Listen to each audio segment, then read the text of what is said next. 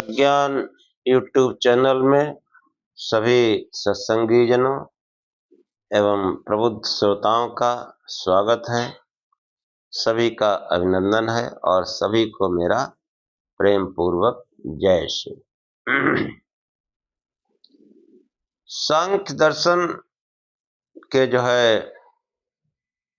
पिछले 3 अध्यायों में जो सांख्य के जो मूल सिद्धांत हैं उनका प्रतिपादन किया गया।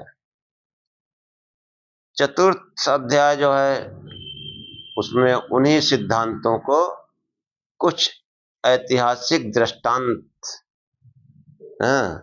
एवं अन्य आख्यायिकाएं द्वारा पुष्ट किया गया।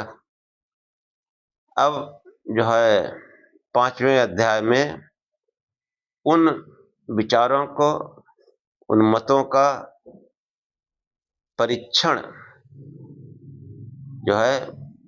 प्रस्तुत किया जाएगा। जो प्रतिपादित जो सांख्य सिद्धांत हैं उनके प्रति जो प्रतिकूल यानी उन पर जो शंका, जो प्रश्न उठते हैं उनको उनका परीक्षण किया जाएगा। कि सांख्य उसका सिद्धांत है कि प्रकृत पुरुष के भेद का साक्षात्कार हो जाने पर अब्बर की प्राप्ति होती है। कि पुरुष मतलब जीवात्मा और ईश्वर, पुरुष मतलब चेतन तत्व और प्रकृत मतलब अचेतन। चेतन और अचेतन के भेद का ज्ञान उसी को मोक्ष वर्ग या अत्यंत पुरुषार्थ कहा गया। जो लौकिक दृष्टि तो ऐसे में आगे इन्हीं सब जो आशंकाओं के जो प्रतिकूल बातें की गई हैं, इन चारों अध्यायों के सिद्धांतों के अगेंस्ट उन पर विचार किया जाएगा। इसलिए अब 5वां अध्याय आज प्रारंभ करते हैं। ओम अश्वतो मा सद्गमय तमसो मा ज्योतिर्गमय मृत्योर्मामृतं गमय।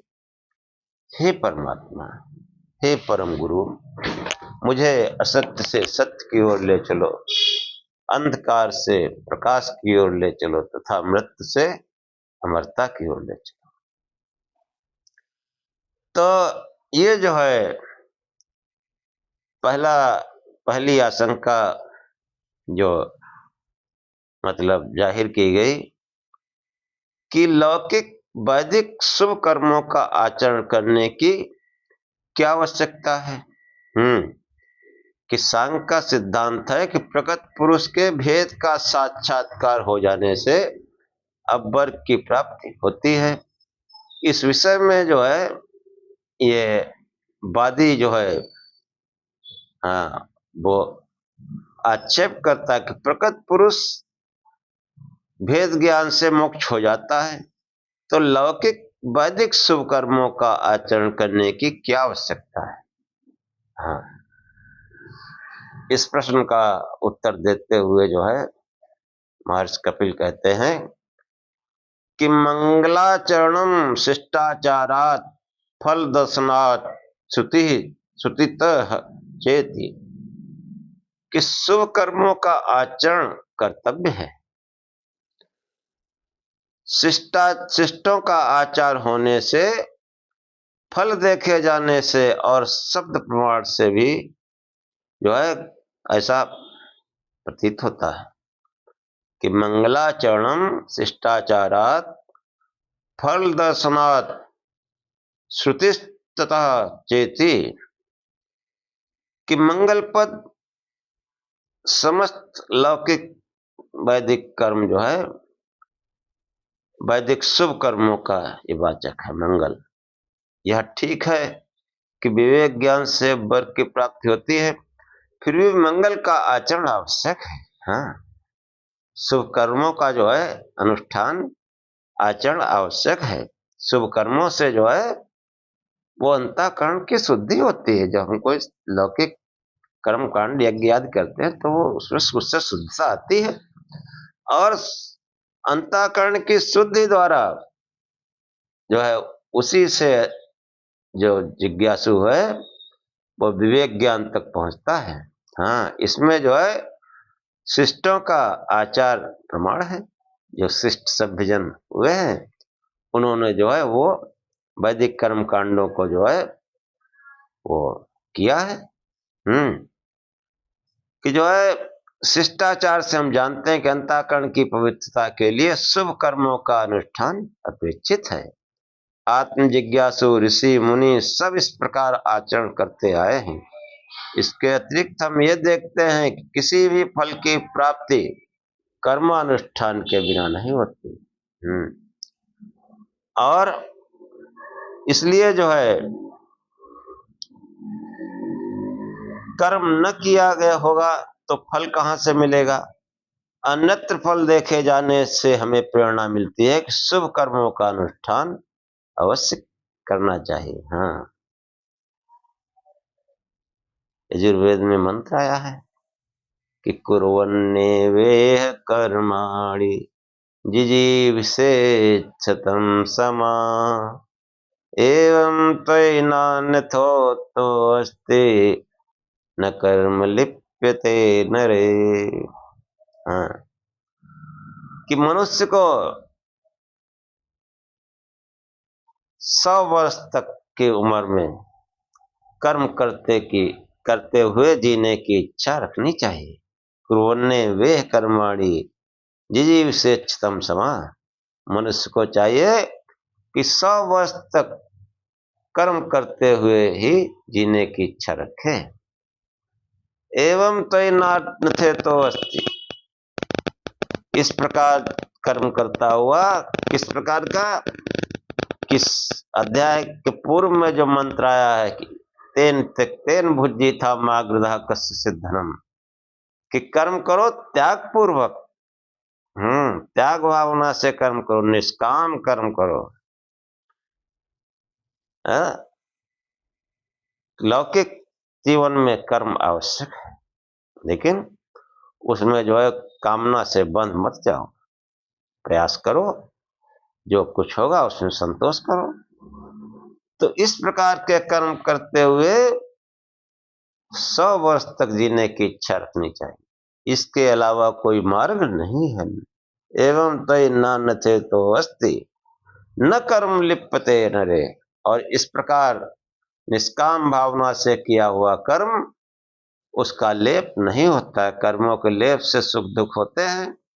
निष्काम भाव से किया हुआ कर्म उसमें सुख दुख का कोई लेप नहीं होता है। न कर्म लिप्यते नरे, नर, नर जो है, नर शब्द ही है कि जो है न रमने वाला, जो कहीं रमा न रहे।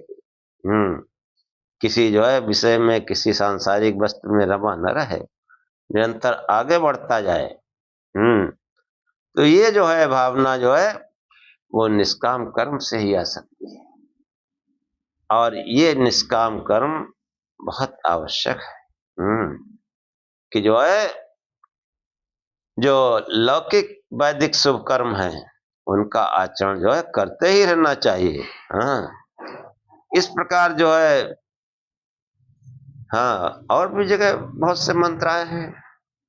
नृते श्रांत सख्याय देवा, ऋग्वेद के आरंभ में ही आया है कि बिना कठोर परिश्रम किए हुए, बिना थके हुए देवों की मैत्री नहीं मिलती। जो मुक्त पुरुष हैं, जो ऋषि मुनि है, जो महात्मा है, जो महान पुरुष है, वो जो है उनको अकर्मण्य पुरुष नहीं, विधि पूर्वक कर्म करने वाले जो है पसंद करते हैं। मेहनत, कड़ी मेहनत करने वाले। नृते श्रांतस्य, इतनी मेहनत करो थक जाओ, चाहे सांसारिक कार्य हो चाहे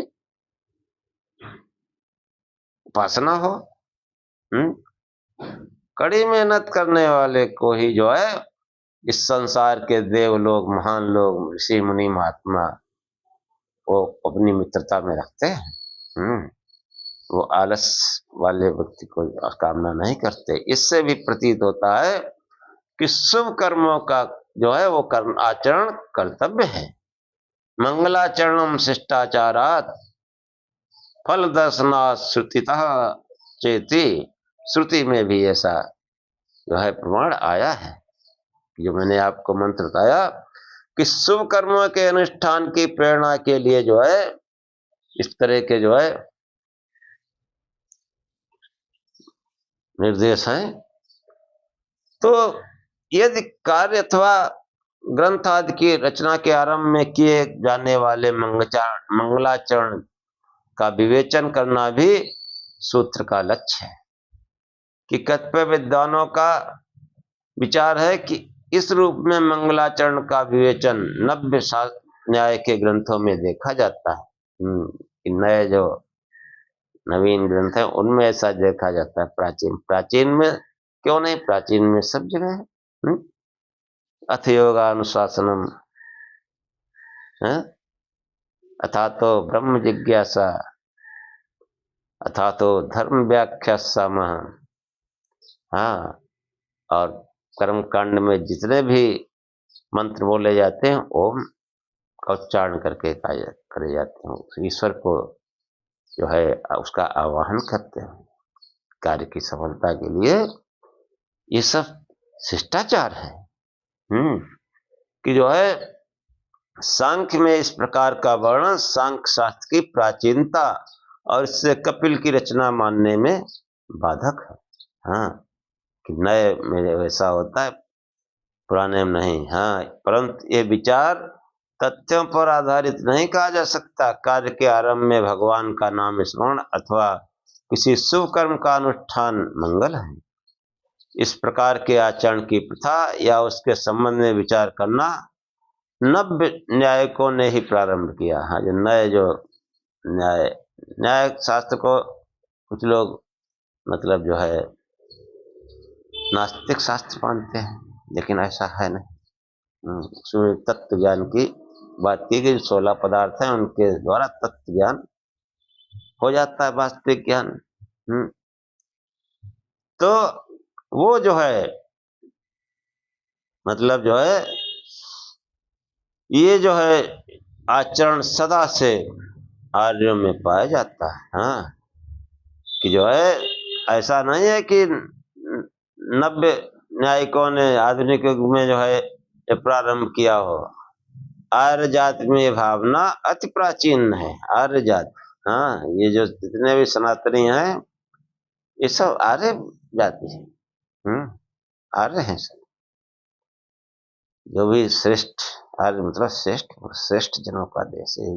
ये देश कभी आर्यावर्त कहा जाता था। हाँ, आर्यावर्त। हमारे कर्म कांडों में आर्यावर्त के नाम से संकल्प होता है। आर्यावर्त मतलब जो भारतीय उपमहाद्वीप है, किसी टाइम में पूरा भारतीय महाद्वीप भारत ही था। तो वो जो है ये आर्य लोगों का जो है ये ऐसी भावना अति प्राचीन है। इस प्रकार का आचरण सदा से आर्यों में पाया जाता है और जहां तहां उसका उल्लेख मिलता है।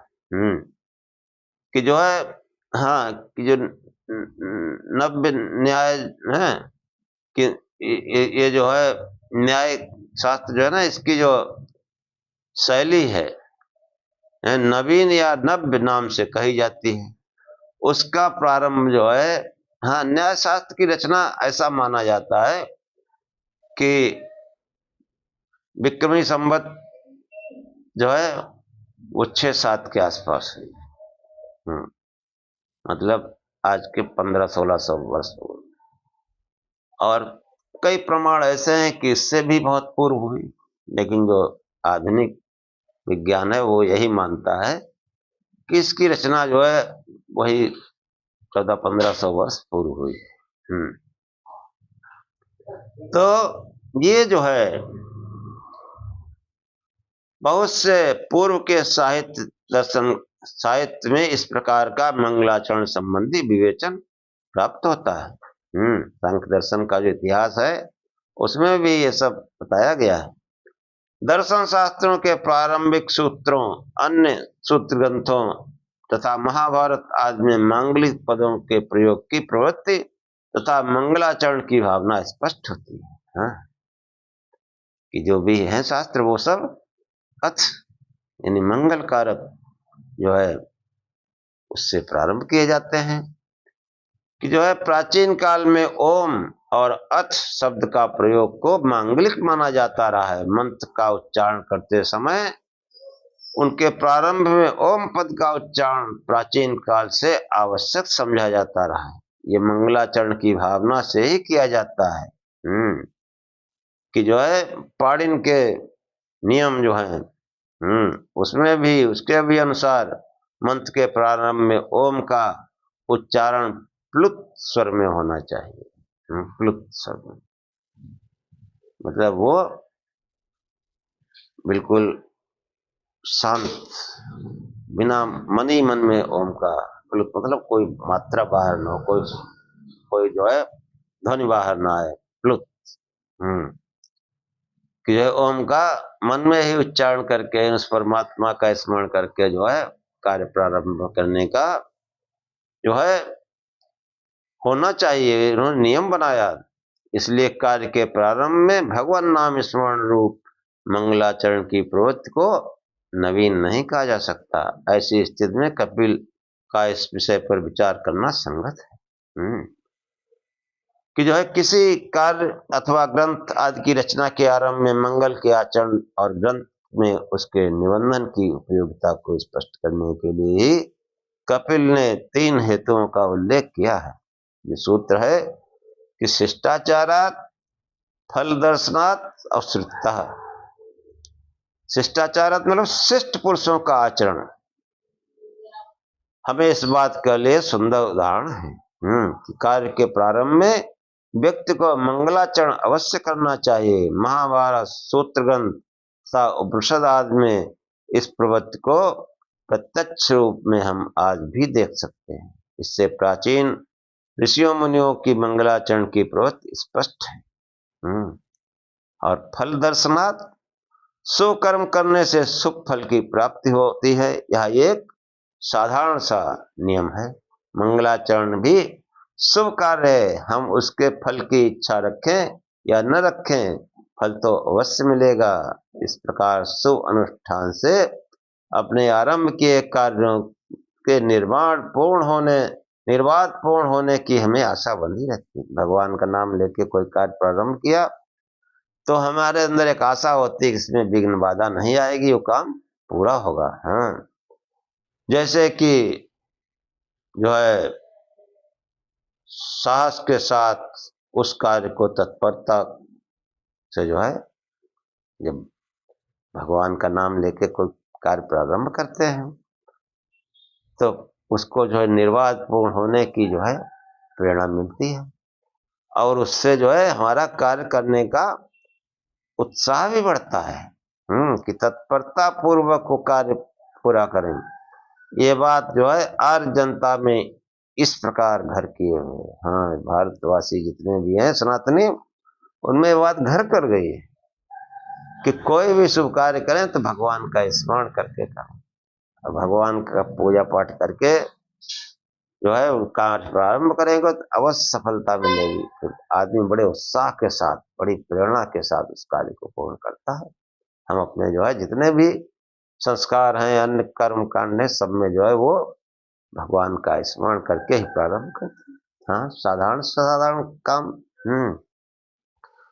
कि साधारण ग्रामीण जन भी कोई कार्य प्रारंभ करते समय सदा भगवान का नाम स्मरण अवश्य कर लेते हैं। यह आस्तिक भावना की प्रतीक। और तीसरा जो सिद्धांत है इस सूत्र में श्रुतता चेत जो है शिष्टाचारात्, फल दर्शनात् और श्रुतिता कि मंगलाचरणम शिष्टाचारात् फलदर्शनात् श्रुतितः चेति, मतलब तीन जो है प्रवृत्ति जो है, तीन प्रकार के जो है हेतुओं का उल्लेख किया गया है।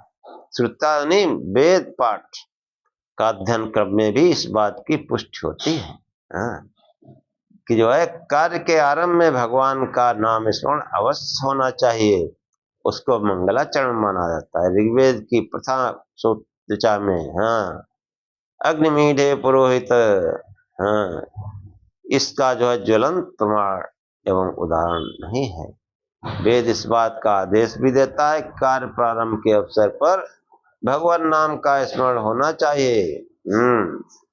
इसके अतिरिक्त कपिल जो है यह सूत्र मंगलाचरण के स्वरूप का भी निर्देश करता है कि प्रत्येक ऐसा आचरण न्याय पक्षपात रहित, सत्य तथा वेदोक्त ईश्वर की आज्ञा के अनुसार यथावत सर्वत्र और सदा अनुष्ठान में आवे, उसी को मंगलाचरण कहना चाहिए। किसी भी कार्य के प्रारंभ से अंत तक उक्त रूप में उसका पूर्ण किया जाना मंगलाचरण का वास्तविक स्वरूप है। हाँ, आत्म साक्षात्कार हो जाने पर भी सुकर्म अथवा वर्णाश्रमों का पालन को जो है आर्य संस्कृति में कभी अनावश्यक नहीं माना। हाँ, भगवद गीता में भी श्री कृष्ण जो है उन्होंने कहा कि जो है कि कर्म सुकर्म करते रहना चाहिए।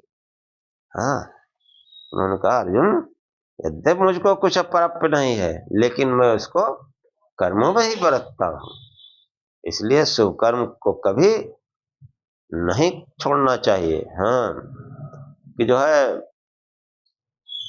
श्री कृष्ण तो महान योगी थे, पर उन्होंने जीवन पर्यंत वर्णाश्रम धर्मों के पालन की ओर से कभी उपेक्षा नहीं की।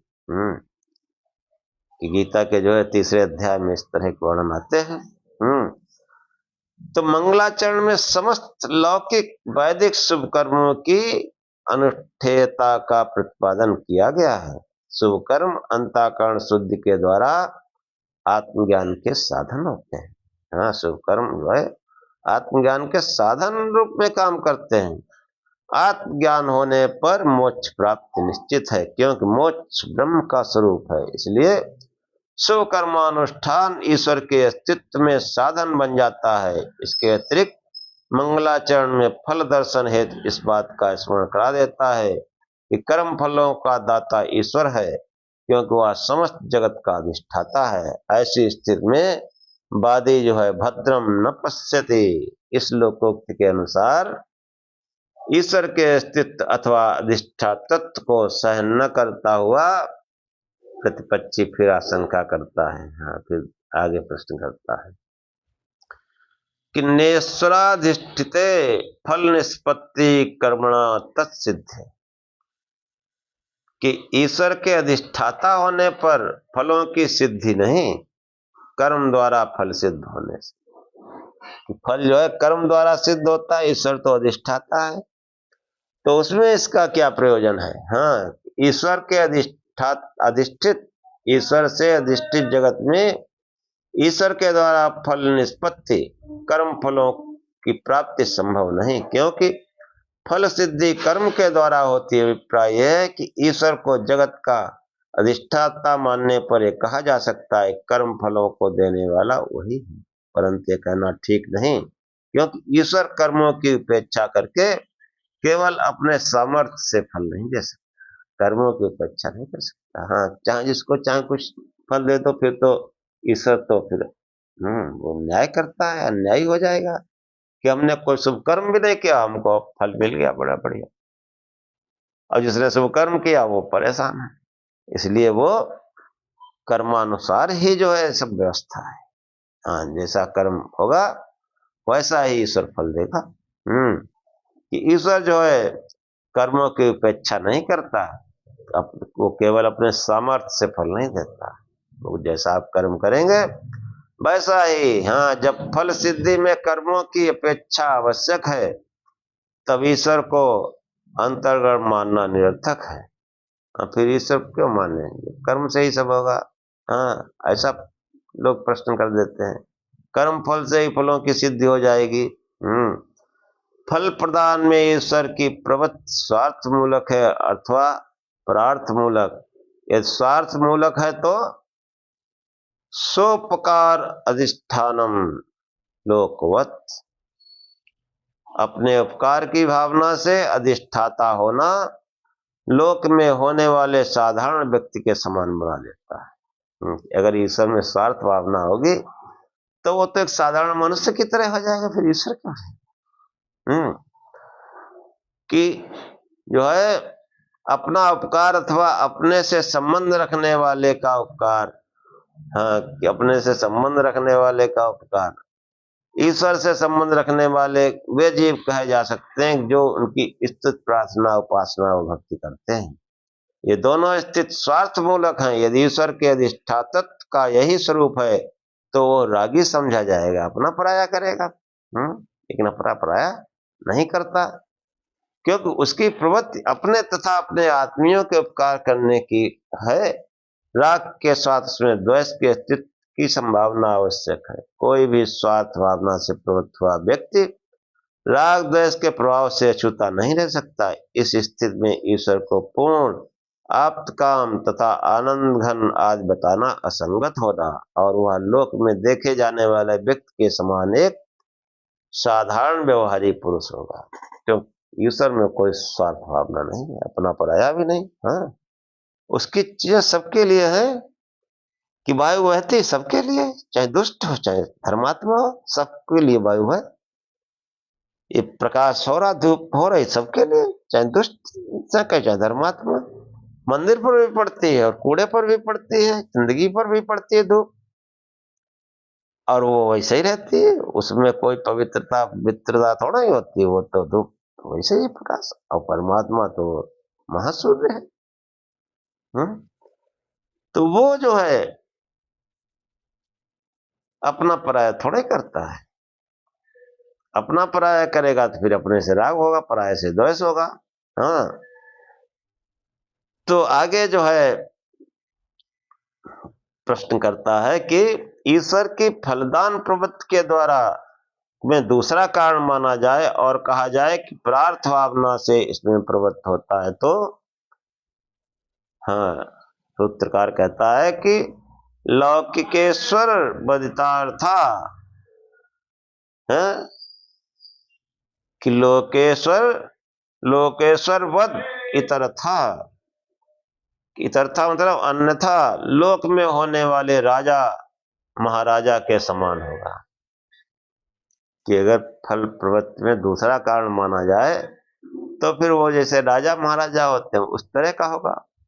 इतरथा मतलब स्वार्थ भावना से प्रवृत्ति न मानने पर, अर्थात प्रार्थ भावना से ईश्वर की फल दान प्रवृत्ति मानने की अवस्था में वह लौकिक ईश्वर राजा महाराजा आदि के समान समझा जाएगा। लोक में ऐसा देखा जाता है कि परोपकार की भावना से प्रवृत्त हुए व्यक्तियों में कुछ न कुछ अपने उपकार की भावना अंतर्निहित रहती है। परोपकार करते हैं कुछ न कुछ अपनी भावना। कि आत्मनस्तु कामाय सर्वम प्रियम भवति, बृहदारण्यक ने कहवाया है कि सभी इच्छाएं अपने लिए ही जो है प्रिय होती हैं। यदि ईश्वर की ऐसी स्थिति मानी जाएगी तो अन्य सब प्रकार की भावनाओं का उसमें अस्तित्व ऐसे ही मानना पड़ेगा जैसे एक लौकिक ईश्वर अर्थात शक्तिशाली व्यक्ति राजा आदि में रहता है। तब ईश्वर एक साधारण मानव के समान होगा, इसमें राग द्वेष ईर्ष्या घृणा काम क्रोध लोभ आदि सब भावनाओं का अस्तित्व माना जाएगा। उसमें कोई स्वार्थ भावना या प्रार्थ भावना नहीं होती है। कि आजकल देश के अनेक अधिकाधिक नेता जो केवल जनता की सेवाओं का जो है ढोल बजाते हैं। ढोल बजाते नहीं थकते। कि हमको तो गरीबों की चिंता सताया जा रही, किसानों की चिंता सताया जा रही, ऐसा भाषण देते हैं नेता लोग। अब व्यवहार में पक्के स्वार्थी जनता को जो है बेवकूफ बना के अपना स्वार्थ सिद्ध करना है, अपना माल कमाना है। तो अगर जो है ये स्वार्थ प्रारब्ध की भावना होगी तो फिर ईश्वर कैसे होगा? वो फिर साधारण पुरुष की तरह होगा। संसार की स्थिति को देखते हुए भी ये कहना कठिन है कि रचना रूप फल प्रदान की प्रवृत्ति परोपकार की भावना अथवा जीवों पर करुणा की दृष्टि से हुई। यदि सचमुच ईश्वर इतनी करुणा से प्रेरित होकर रचना करता है तो फिर उसने संसार को दुखमय क्यों बनाया? फिर संसार में दुख ही नहीं होना चाहिए था। कोई लूला लंगड़ा है, कोई अंधा बहरा है, कोई दुर्बल अपाहिज है, किसी को दुख है, किसी को कुछ। सारांश ये है कि सारे संसार में आपादापी और दुख के कारण त्राहि त्राहि मची हुई ये रचना करुणामय भगवान की प्रार्थ की भावना से कैसे कही जा सकती है? फलतः जगत रचना अथवा कर्म फलों की सिद्धि के लिए ईश्वर एवं उसके अधिष्ठातत्व को स्वीकार करने का कोई आधार नहीं बनता। यदि उपर्युक्त दोनों स्थितियों में से ईश्वर की कोई स्थिति संभव नहीं और उसके अस्तित्व को अन्य किसी रूप में स्वीकार किया जाता है तो वो फिर कैसा होगा? पारिभाषिको वा कि केवल कल्पना मात्र का जो है कलेवर रह जाएगा। केवल एक पारिभाषिक तत्व होगा, ऐसा तत्व जिससे केवल ईश्वरवादियों ने अपने मनोविनोद अथवा अन्य भावनाओं की पूर्ति के लिए गढ़ लिया है, ऐसा होगा। एक संबल मात्र जिसकी कोई निश्चित स्थिति अथवा रूप कल्पना नहीं किए जा सकते। वस्तुतः जब ईश्वर की प्रवृत्ति न स्वार्थ परार्थ मूलक प्रतिपादित की जा सके और न कोई ऐसी स्थिति हो जिसकी निश्चित रूपरेखा कल्पना की जा सके तो एक परिणाम मात्र परिभाषा मात्र रह जाता है। केवल ईश्वरवादियों को ऐसी कल्पना का विषय जो उन्होंने अपने शिष्यों के मन संतोष के लिए खड़ा कर दिया। इन चारों सूत्रों द्वारा सांख्य अभिमत ईश्वर के अधिष्ठान तत्व में जो संदेह प्रकट किया गया है, ये पहले बराबर संदेह प्रकट किया गया, उसको जो है महर्षि कपिल अब समझाना शुरू कर दे कि न रागादते तत्सिद्धि प्रतिनियत कारणत्वात्, कि जो पिछले के सूत्र हैं जिनमें जो है उन्होंने सांख्य मत जो है उसके बारे में संदेह किया कि इधर जो है ईश्वर जो अधिष्ठातत्व रूप जो है जो अधिष्ठाता है प्रेरता है उसका जो है उसमें संदेह किया है, उसको समझाते हुए महर्षि कपिल कहते हैं कि पूर्व पक्ष अयुक्त हैं। रागादि के बिना भी ईश्वर की सिद्धि हो जाती है प्रत्येक मूल तत्व के व्यवस्था रूपक कारण होने से। कि एक व्यवस्था है, कि प्रत्येक मूल तत्व की व्यवस्था है कि पूर्व पक्ष रूप से ईश्वर के अस्तित्व अधिष्ठातत्व में जो संदेह प्रस्तुत किया है वो ठीक नहीं है। रागाद्यते तत्सिद्धि, क्योंकि ईश्वर में राग आदि के बिना ही फल प्रदान प्रवृत्ति की सिद्ध होती है, अर्थात ईश्वर के अस्तित्व और उसकी फल प्रदान तथा जगत रचना की प्रवृत्ति को उस रूप में स्वीकार किया जाता है कि जो है फल प्रदान, जो हमने शुभ या शुभ कर्म करे हैं उसके फल के लिए संसारिक रचना है। मनुष्य के भोग और वर्ग दोनों के लिए है संसारिक रचना। जो भोगी पुरुष है उनको भोग मिलेगा इसी संसारिक, इसीलिए रचना ही हुई है। जो शुभ कर्म करेगा उसको शुभ फल मिलेगा, अशुभ करेगा तो अशुभ फल मिलेगा, इसीलिए संसार रच दिया भगवान ने। जाओ अपने निपटो जाके। वो तो अधिष्ठाता है, नियंता है, उसने एक नियम बना दिया, इस सृष्टि में जैसे रहोगे वैसे ही तुमको जो है आगे फल मिलता रहेगा। तो ये जो है कि प्रत्येक मूल तत्व की नियत कारणता जो जगत के मूल कारण है, उन सबकी कारणता अपने अपने रूप में व्यवस्थित है। यदि यह एक ऐसा निश्चित क्रम अथवा ऐसी व्यवस्था है जिसमें किसी उलटफेर की आशंका नहीं की जा सकती। जगत का मूल उपादान प्रकृति है, परंतु यह अचेतन होने से स्वयं प्रवृत्त होने में असमर्थ रहती है, अतः अपनी प्रवृत्ति के लिए उसमें एक चेतन की प्रेरणा आवश्यक है। चेतन की देखो, शरीर में देखो कि सब काम अपने आप होते हैं। सब काम अपने आप होते हैं, मन बुद्धि सब काम होते हैं। और जो मूल प्रकृति है इस शरीर की मूल अवस्था, मूल प्रकृति, और उसके पूर्व में चेतन तत्व जीवात्मा। तो जीवात्मा क्या करता है? कुछ, लेकिन जीवात्मा के बिना कुछ हो भी नहीं सकता। जब जीव छोड़ देता है शरीर को तो कुछ नहीं करता। और जो हलचल हो रही तो वो आत्मा थोड़ा करेगी, आत्मा तो करता है, उसके मौजूदगी से सब कर्म हुआ करते हैं, इसलिए उसको नियंता अधिष्ठाता कहा गया कि अधिष्ठान, उसका अधिष्ठान ये शरीर है। ऐसे ही उस ईश्वर का अधिष्ठान ये जगत है। इस अधिष्ठान में इसका वो नियंता है, अधिष्ठाता है। अधिष्ठान शब्द ही अधिष्ठाता से बना है, उस अधिष्ठाता का ही अधिष्ठान है। और नियंता है तो उसके नियम संसार में काम करते हैं कि शुभ कर्मों का फल शुभ और अशुभ कर्मों का फल अशुभ, और उसकी रचना सबके लिए एक जैसी होती है। कि कोई जो है धूप में जाकर, सूर्य की धूप में जाके आनंद उठाता है, और किसी किसी को जो है धूप पसंद नहीं है, या किसी को बुखार वगैरह है तो धूप में नहीं रह सकता। तो वो सबकी व्यवस्था है। हाँ, संसार में जो है नियम बना है, जो कुछ करोगे उसका फल, इस संसार की रचना इसलिए हुए, तुमको फल मिलना है। और भोग भी है इसमें, और भोग अच्छे बुरे सब तरह के हैं। और मुक्ति मोक्ष के लिए भी यही प्राकृतिक सहयोग करते हैं। इसलिए जो है वो उसका अधिष्ठाता रूप है, जो जगत का मूल कारण है। और सब कारण अपने अपने रूप में व्यवस्थित हैं।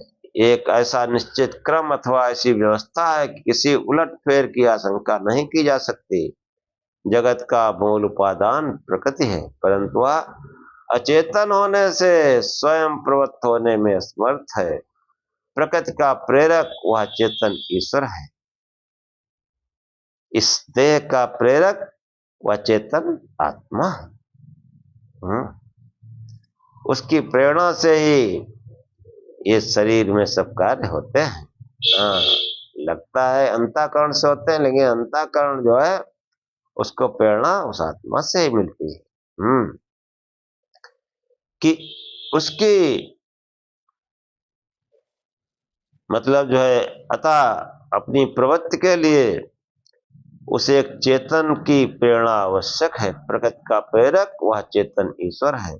उसकी प्रेरकता में किसी तरह का राग द्वेष आदि की संभावना नहीं की जा सकती, क्योंकि प्रकृति को जगत रूप में परिणत होने के लिए प्रेरणा देना उसका स्वभाव है। यह एक ऐसी निश्चित अवस्था है जिसमें कभी किसी परिवर्तन की आशंका नहीं की जा सकती है। ईश्वर की करुणा और न्याय इसी में सन्निहित है कि उसकी प्रेरणा से अनुग्रहित जगत सृष्टि में समस्त जीव अपने कर्मों का अनुष्ठान करें और उसके अनुसार अपने कर्म फलों का उपभोग करें। इसीलिए जगत की रचना है। संसार में लूले, लंगड़े, अंधे, बहरे और अन्य प्रकार के अपंग या अपाहिज दुखी व्यक्ति देखे जाते हैं। यह सीधी ईश्वर की रचना नहीं है। इस प्रकार की रचना में प्रकृति के साथ जीव के कर्मों का सहयोग बराबर रहता है। हाँ, कर्म किए हैं तो उसका सहयोग रहता है। कर्मानुसार जैसे हो उसी के अनुसार ये रचना हुआ करती है। जब वादी ईश्वर को हटाकर केवल कर्म के आधार पर दुख सुख आदि की प्राप्ति और उसके साधनभूत जगत की रचना को स्वीकार करता है, तब ईश्वर के मानने पर वह कर्म को क्यों भूल जाता है? बसता कर्म क्रियाजन संस्कार अथवा धर्म अधर्म जो भी है सब अचेतन रूप है, वह स्वयं जगत के इस रूप में व्यवस्थित नहीं हो सकता। उसका आधार आत्मा चेतन होने पर भी अल्पज्ञ और अल्पशक्ति होने के कारण कर्मों का फल जो है फलों के साथ संबंध स्थापित करने के लिए अनंत विस्तार से संपन्न संसार में असमर्थ रहता है। ये आत्मा जो है वो नहीं कर सकता है इसको व्यवस्थित, इसकी एक अपनी सीमा है आत्मा जीवात्मा को, इसलिए वह सब व्यवस्था अचिंत शक्ति ईश्वर के सामर्थ्य से होती है। समस्त प्रकृति और जीव जगत पर व्यवस्था एवं कर्म फल सिद्ध की दृष्टि से उसका पूर्ण नियंत्रण है। इस प्रकार विश्व सृष्टि के मूल तत्वों की कारणता अपने अपने रूप में व्यवस्थित है। प्रकृति की इस विश्व का प्रकृति जो है वो इस विश्व का उपादान है, मूल कारण है, और उसके अचेतन होने के कारण चेतन ईश्वर उसका प्रेरक है। ये जो है वह सत्ता अपरिणामी अक्षर नियंता एवं सदा एक रूप रहने वाली स्वीकार की जाती है। जीव चेतन इस प्रकृति के साथ लिप्त रहता, प्रकृति को कर्मों को करता और भोगता है। इस प्रकार एक चेतन भोक्ता एवं नियंता मात्र है, अन्य चेतन इस प्रकृति के भोक्ता है।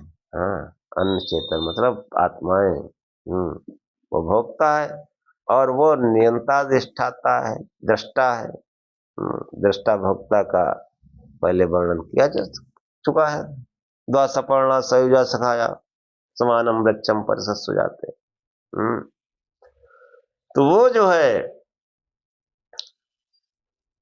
कि इस रूप में तत्व अपनी अपनी सीमा में कार्य करते हुए विश्व सृष्टि की समस्या को पूर्ण करते हैं।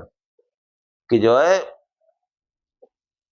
जो भी जितने भी अन्य चेतन है इस प्रकृति के भोक्ता है, पर अचेतन प्रकृति परिणामिनी और एवं भोग्य है। इस रूप में तत्व अपनी अपनी सीमा में कार्य करते हुए विश्व सृष्टि की समस्या को पूर्ण करते हैं। फलतः समस्त विश्व का ईश्वर का अधिष्ठातत्व निर्धारित होता है। उसकी प्रेरणा के मूल में किसी प्रकार के राग द्वेष आदि की कल्पना नहीं की जा सकती है, क्योंकि उसका ये अपना स्वभाव है। यदि वहां यह न हो तो उसका अस्तित्व ही आपदग्रस्त हो जाएगा। फिर सृष्टि रचना की समस्या का कोई निर्दोष समाधान मिलना अशक्य होगा। तो ईश्वर भी अगर राग द्वेष वाला हो जाएगा तो फिर काम है। वो संसार रचना करता है बिना किसी राग द्वेष के, इन जीवात्माओं के फल भोग के लिए और इनके मुक्ति मोक्ष के लिए संसार रचना है। जैसा कर्म करोगे ये जगत जो है उसी में आपको प्रवृत्त करेगा। कि जो है सृष्टि रचना जो है कि समस्या में कोई निर्दोष समाधान मिलना असंभव है, और सृष्टि रचना बिल्कुल व्यवस्थित और निर्दोष है। उसमें जो भी आप शुभ अशुभ कर्म करेंगे उसका फल मिलेगा। ईश्वर अगर जो है सबको जो है देने लगे तो वो कैसे होगा? उसकी दया से सब कुछ हो जाए तो कर्म करने की आवश्यकता है। इसलिए कर्म जरूरी है, बिना कर्म के कोई फल नहीं मिलता। भगवान का नाम लेके कर्म करोगे तो उसके जो है पूर्णता की संभावना रहती है, और अशुभ कर्म करने से आदमी बचा रहता है। फिर जो है आगे कहते हैं कि तद्दोगे अपि न नित्य मुक्ता। कि जो है शिष्य ने आशंका की कि ईश्वर प्रकृति का अधिष्ठाता होने पर प्रकृति के संपर्क में अवश्य आएगा, तब उसे नित्य शुद्ध आनंद एवं नित्य मुक्त स्वभाव कैसे कहा जाएगा? तो कपिल मुनि कहते हैं, तद्योगे न नित्य मुक्त। प्रकृति के साथ नियंता रूप में संपर्क होने पर भी ईश्वर नित्य मुक्त नहीं रहता। ऐसा नहीं है कि वो नित्य मुक्त ही रहता है। किस सूत्र में, पहले सूत्र में न की अनुवृत्ति और आ जाती है। तद्योगे अपि, अधिष्ठाता एवं नियंता ईश्वर का प्रकृति के साथ योग होने पर भी वह नित्य मुक्त नहीं रहता, ऐसी बात नहीं है। अभिप्राय है कि प्रकृति के साथ ईश्वर का संपर्क केवल उसका नियंत्रण करने के लिए है। इस रूप में प्रकृति के साथ संपर्क होने पर ईश्वर के नित्य मुक्त शुद्ध आनंद स्थिति में कोई अंतर नहीं रहता। हाँ, कि वो जो है उसके बंधन बन जाता, ऐसा थोड़े है। इसको आप ऐसे समझो कि जैसे किसी देश का कानून काम करता है, तो कानून जो है वो नियंत्रण के लिए वो तो राष्ट्रपति ने बनाया है ना। अब राष्ट्रपति तो किसी को दंड या किसी को इनाम देने जाता नहीं, तो उसने ये रचना है, समझो एक तरह से सब व्यवस्था है, उसने अपना नियम लागू करने के लिए सब व्यवस्था कर रखी। ये बहुत नीचे स्तर की व्यवस्था है, इसमें कहीं कहीं त्रुटि भी हो जाती है। और ईश्वर की जो व्यवस्था है, उसकी जो जगत रचना है, उसमें कोई भूल चूक त्रुटि नहीं है। वहां शुभ कर्मों का फल शुभ और अशुभ कर्मों का फल अशुभ आपको भोगना ही पड़ेगा। और इससे जो है वो कहो कि प्रकृति के संपर्क में आता है। इसलिए बात राष्ट्रपति की कही, राष्ट्रपति उसको दरोगा थोड़ा ही बताने आता है चोर है इसको बंद करो, कि दरोगा संपर्क में आएगा कि इसको पकड़ा। अरे वो उसने बना दिया नियम, पकड़ा जाएगा। तो ये जो है कि जो है तद्योगे न नित्य मुक्ता, कि वो जो है प्रकृति के साथ ईश्वर का संपर्क केवल नियंत्रण करने के लिए है। इस रूप में प्रकृति के साथ संपर्क होने पर ईश्वर के नित्य मुक्त शुद्ध आनंद आदि स्थिति में कोई अंतर नहीं आता है। प्रत्येक मूल तत्व की कारणता के अपने विशिष्ट रूप की ओर संकेत किया गया है। प्रकृति के साथ उसी संपर्क में मुक्तता की हानि और बंधन अवस्था की प्राप्ति होती है जहां प्रकृति को भोग्य रूप में पकड़ा जाता है। ईश्वर के द्वारा प्रकृति के नियंत्रण में ये स्थित नहीं है, वो भोगता नहीं है। इसलिए वो बंधन की अवस्था नहीं आ सकती, वो नित्य मुक्त है। तद्योगे अपि न नित्य मुक्ता, उसके संपर्क होने से भी वो जो है उसके अधिष्ठाता और नियंता होने पर भी वो नित्य मुक्त रहता है। ऐसा नहीं कि वो नित्य मुक्त नहीं, वो नित्य मुक्त ही रहता है। उसके जो है हाँ, क्योंकि भोग तो प्राप्त करता नहीं, भोग से ही बंधन होते हैं। अब वो भोगता है नहीं, वो दृष्टा है। वो दृष्टा रूप में अधिष्ठाता नियंता है। ये बहुत सूक्ष्म और गूढ़ विषय है, इनको समझना बहुत जरूरी है। और इस प्रकार जो है वो मंगलाचरण जैसे बताया गया, ऐसे ही हमारे जीवन में सब शुभ आए, सब कल्याणकारक हो, कल्याणकारी ही हो, कल्याणकारी न हो। इसलिए उस कल्याण स्वरूप परमेश्वर का जो है शिव नाम से स्मरण करें, शिव शिव जपे, प्रकाश स्वरूप से ध्यान करें, और भगवान शंकर की ऐसी प्रतिमा लगा लें। और वो जहां आपने प्रयास शुरू किया, सब कुछ समझ में आने लगेगा, सब कुछ समझ में आने लगेगा। और केवल बातों से कुछ होना नहीं, थोड़ा बहुत भजन ध्यान करते रहो तो फिर वेदों के रहस्य और वेदों की बातें समझ में आएंगी। और इसके साथ आज का आख्यान यही समाप्त करते हैं। ओम सहनाववतु सहनौ भुनक्तु सह वीर्यं करवावहै तेजस्विनावधितमस्तु मा विद्विषावहे। ओम शांति शांति शांति। हे परमात्मा, हम दोनों श्रोता और वक्ता की साथ साथ रक्षा करें, साथ साथ पालना करें। हम दोनों साथ साथ बल को बढ़ावें, पराक्रम करें। हमारा पढ़ा पढ़ाया एक साथ तेजस्विता को प्राप्त करें।